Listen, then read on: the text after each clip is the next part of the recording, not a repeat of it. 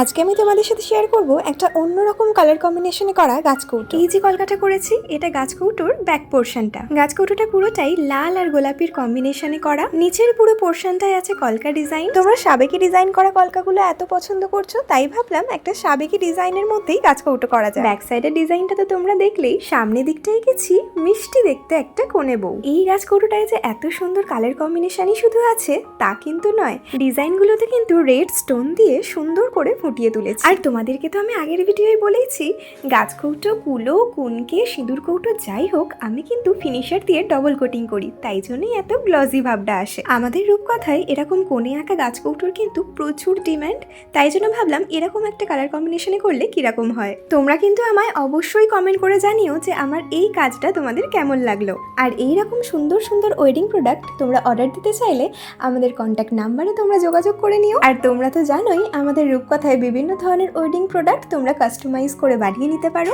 আর এই পুরো বছরটা জুড়ে যে অফারটা থাকছে, তোমাদের তো সেই অফারের কথাটা বলেই দিয়েছি আগের ভিডিও। সেই ভিডিওর লিঙ্কটা আমি এই ভিডিওটারই ঠিক নিচে দিয়ে রাখলাম। আমার আরো নতুন নতুন হাতের কাজ দেখতে হলে আমার এই চ্যানেলটাকে প্লিজ তোমরা সাবস্ক্রাইব করে নিও, আর তোমাদের আপনজনদের সাথে অবশ্যই শেয়ার করে নিও।